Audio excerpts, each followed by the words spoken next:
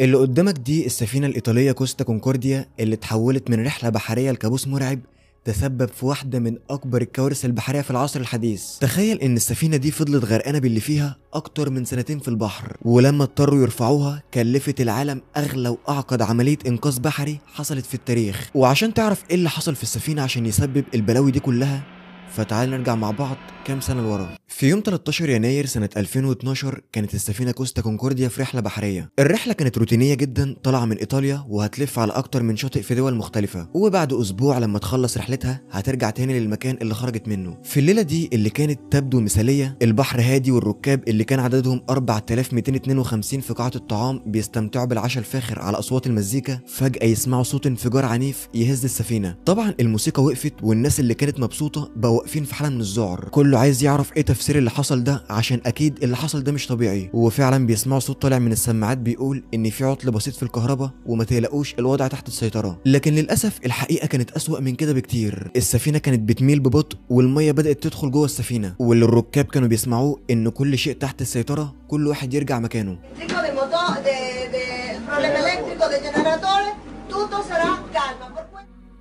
طبعا بعد الركاب صدقوا الكلام ده ورجعوا الاوض بتاعتهم مستنين الوضع يرجع طبيعي تاني. لكن بعد نص ساعة كل شيء خرج عن السيطرة، السفينة مالت اكتر من 10 درجات. الركاب ساعتها بدأوا يجروا لقوارب النجاة عشان ينزلوها بسرعة ويهربوا من السفينة، لكن بسبب الميلان السريع بتاع السفينة ما بقوش عارفين ينزلوا قوارب النجاة. في الوقت ده ناس نطت عشان تنقذ نفسها، وفي اللي فضل جوه السفينة مستني اي حاجة. في اللحظات دي بين الصراخ والخوف والفوضى، الحقيقة الواضحة ان الرحلة اللي بدأت كحلم بتتحول لكابوس. طب انت ما قلتليش برضو الناس دي تم انقاذها ولا لا؟ وطالما الوضع كارثي كده، ليه طاقم السفينة كانوا بيهدوا الركاب وبيقولوا لهم ان الوضع تحت السيطرة؟ والسؤال الاهم من ده كله، ايه اللي حصل عشان يسبب الانفجار اللي عمل كده في السفينة؟ عايز اقول بس ان الفيديو ده المفروض نزل امبارح بالليل، لكن للاسف اتحظر.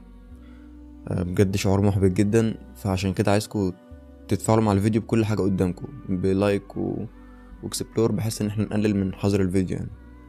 بس كده كلمني الفيديو.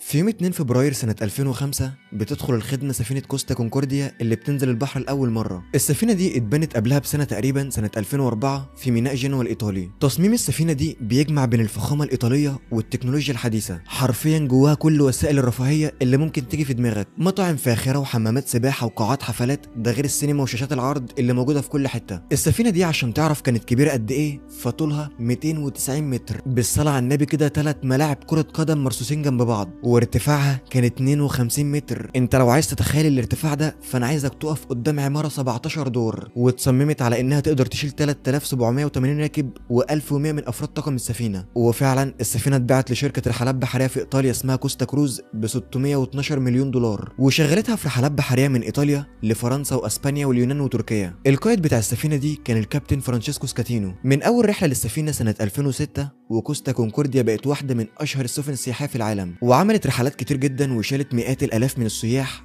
لحد اوائل سنة 2012. في يوم 11 يناير بدأت السفينة رحلة بحرية في البحر المتوسط مدتها 7 ايام، والصورة اللي قدامك دي بتوضح المسار اللي السفينة هتاخده طول الرحلة. بعدها بيومين السفينة كانت وصلت لميناء في ايطاليا اسمه سيفيتافاكيا، ولما جه الليل السفينة بدأت تستعد عشان تروح لسافونا. وهي في طريقها لسافونا السفينة بتعدي بين الجزيرتين اللي انت شايفهم قدامك دول. الجزيرة اللي على اليمين تبع ايطاليا، واللي على الشمال اسمها جزيرة جيليو، والمسار اللي بالاحمر ده اللي المفروض السفينة هتمشي عليه. لكن الكابتن بتاع السفينة ممشيش على المسار اللي متحدد له، وانحرف جامد ناحيه جزيره جيليو زي ما الخط الازرق بيوضح لك كده. اللي حصل ده بيكون اجراء عادي جدا بالنسبه للسفن المتخصصه في الرحلات البحريه، وبيعملوا كده عشان يقربوا جامد من الجزيره بحيث يوروا الركاب المنظر الجمالي بتاعها، وفي نفس الوقت عشان يرموا التحيه على اهل الجزيره. ده كان السبب اللي خلى قائد السفينه ينحرف عن مساره. المهم وقت ما السفينه كانت رايحه ناحيه الجزيره دي، كان قائد السفينه فرانشيسكو قاعد بيتعشى مع حبيبته اللي كان مركبها السفينه من غير حجز واسطه يعني. لكن اللي كان مسؤول عن قياده السفينه في الوقت ده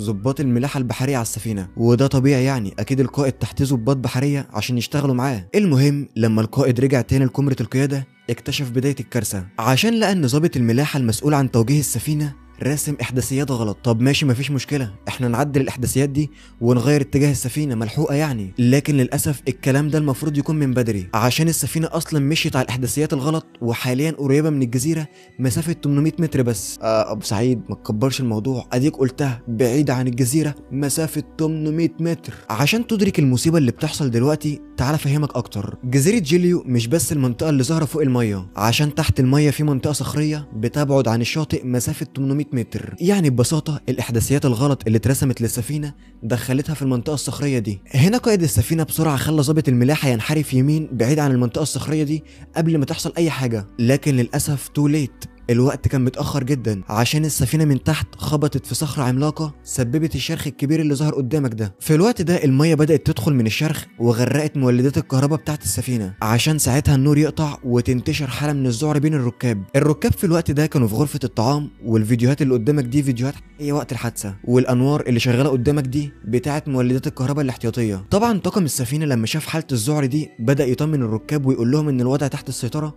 عشان يفضوا هم للمشكلة الأكبر بتاعت المية اللي بتغرق السفينة. في الوقت ده تم ابلاغ الطاقم ان الثلاث ادوار اللي تحت في السفينه غرقوا بالكامل، وساعتها طبعا وصل نداء استغاثه لشركه كوستا كروز المالكه للسفينه بكل حاجه بتحصل دلوقتي. خفر السواحل على جزيره جيليو لما لمحوا السفينه من بعيد حسوا ان في حاجه مش طبيعيه، اصل مش معتاد ان السفينه تكون مظلمه ومعظم الانوار فيها مطفيه بالشكل ده. لكن كابتن السفينه عشان يسيطر على الفضيحه وما يخليش الموضوع يكبر منه قال لخفر السواحل ان احنا عندنا بس مجرد عطل بسيط في الكهرباء. بعدها على طول يتم ابلاغ كابتن السفينه ان في 7 غرف مهمين منهم غرفه المحركات وغرفه الكهرباء غرقوا بالكامل. وفي الوقت ده السفينه كانت مالت اكتر من 10 درجات والميه بدات تدخل على غرف الركاب. في اللحظه دي السفينه كانت بعدت شويه عن جزيره جيليو، لكن لما القبطان ايقن خلاص ان السفينه هتغرق قرر يلف ويرجع تاني للجزيره عشان لما تغرق عمليه انقاذ الركاب تكون سهله. وهي راجعه للجزيره الميه كانت بتدخل من الشرخ شويه بشويه والسفينه كانت بتميل اكتر واكتر. وفي اللحظات دي السفينه كوستا كونكورديا كانت بتصارع مصيرها، لكن بالرغم من كده محدش من الشركه كان مستعد يعترف بالكارثه. بدل ما يكلموا فرق انقاذ